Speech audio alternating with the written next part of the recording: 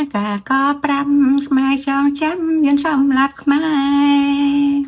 ផែនការក៏5ខ្មែរចងចាំយើងសម្លាប់ខ្មែរអាក្បត់ឈាមឆ្កែយូរណាស់បញ្ជាមិនអោយប្តឹងទេអាក្បត់ឈាមឆ្កែ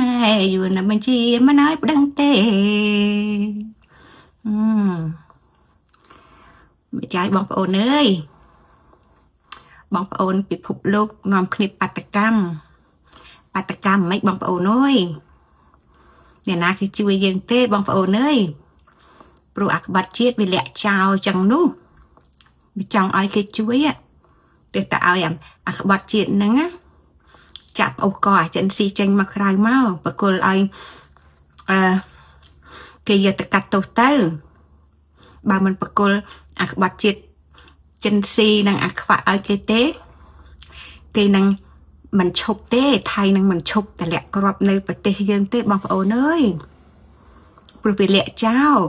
យើងស្រែកទៅធ្លាក់អណ្ដាតទៀតក៏គេមិនជួយយើងដែរតោះតាវាហ្នឹងឲ្យអាមេចោលហ្នឹងឲ្យគេចាប់ទៅយកទៅកាត់ទោសណាបងប្អូនណាលើកមុនវាស្រែកសិតថាអីប្រជាជនរស់នៅក្រោមដំបូលសន្តិភាពចាស់ហេតុអីមានសន្តិភាពហើយមិនក៏ចាំធ្វើបាតកម្មដង្ហែស្រែករកសន្តិភាពឲ្យជួយឥឡូវចាញ់កណិតខ្មៅໄວតាតើកែលោកអញ្ចឹងពីមុនសន្តិភាពคล้ายឃើញទេតម្រេះជីកកឯងហើយអាក្បត់ជាតិគិតមើលទៅបាយបងប្អូន